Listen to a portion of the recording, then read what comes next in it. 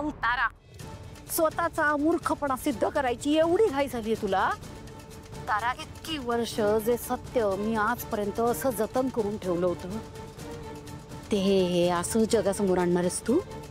अगं, स्वतःचा नाही तर निदान वजे घराण्याचा तरी विचार करायचा होतास हे करण्याच्या आधी. मम्मा प्लीज यार, आता ना मला कंटाळा आलाय, बाद झालंय मला आता, हे ओझं नकोय. अच्छा, हे ओझं वाटतंय तुला? तारा, तुला कळत कसं नाही, जे तुझ्याजवळ आहे ना, पैसा, प्रसिद्धी, एवढे सारे फॅन्स, हे ना कमवण्यासाठी लोकांची हयात जाते, हयात.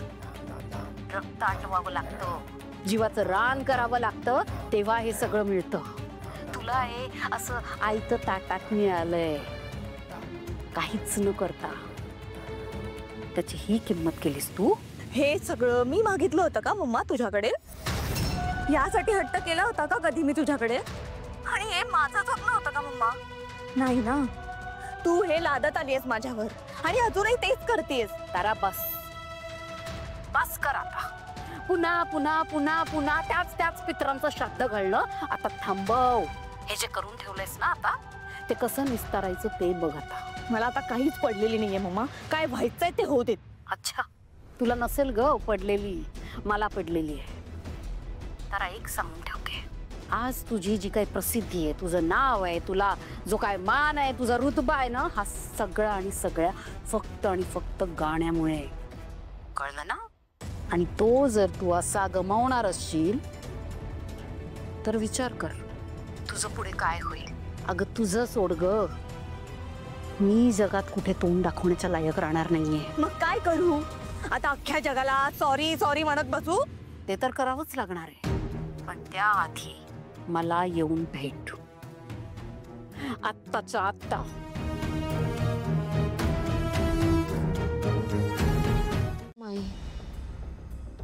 वाटलंच मला, ताराच्या आयुष्यात प्रॉब्लेम झालाय म्हणजे त्यामागे नक्की तू अशी.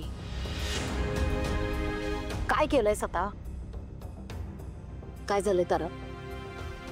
मी सांगते, मी आणि सारंग सर या हॉटेलमध्ये जेवायला आलो होतो ना, तेव्हा नेमकं तारा मॅडम आणि सोहम भाऊजी सुद्धा आले होते.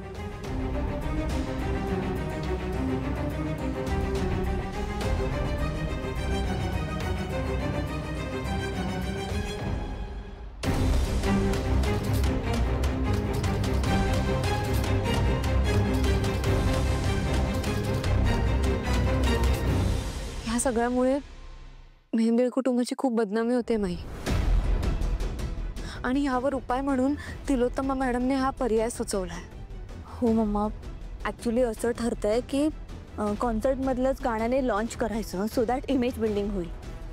आणि ते गाणं आजच्या आजच स्टुडिओमध्ये रेकॉर्ड करावं लागेल. व्हॉट? घ्या, म्हणजे पसारा चांगलाच वाढवलाय तुम्ही. कसं करणार होत आपण हे सगळं? हे बघ सावली, आजपर्यंत आपण इव्हेंट्स करत होतो, शोज करत होतो, तोपर्यंत सगळं ठीक होतं. स्टेजवर मॅनेज करता येत होतं हे सगळं. रेकॉर्डिंग करतानाही आपणच स्टुडिओ बुक करायचो, त्यामुळे तिथंही मॅनेज होत होतं, कारण आपल्याशिवाय तिथं दुसरं कोणी नसायचं. पण आता इथे तुमच्या घरचे असणारे म्हटल्यानंतर कसं करणार होत आपण हे सगळं? हे इम्पॉसिबल आहे. माई, पण आपल्याला रेकॉर्डिंग करावंच लागेल ना. करावीच लागणार आहे म्हणजे? कशी करणार आहोत पण? ह्यासाठीच मी कोणाला तरी बोलावलंय.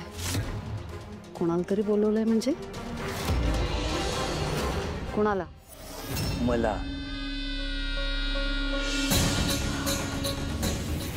नमस्कार भैरवी मॅडम. हा माणूस इथं काय करतोय? तुम्ही बोलवलं त्याला? मम्मा शांत हो, आपल्याला त्यांचीच मदत लागणार आहे. याची मदत? आणि मी घेईन?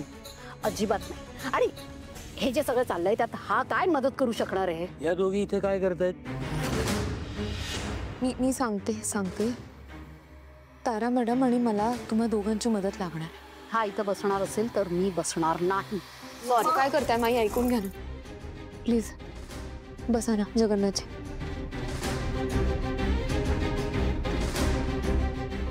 काय झालंय? सांगते.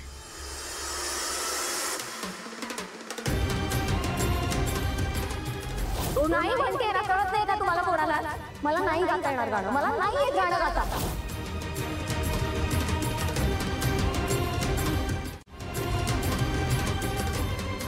आता बघा मी काय करतो ते. नाही तुम्हाला माफी मागायला लावली ना, नाव बदलून टाकेल.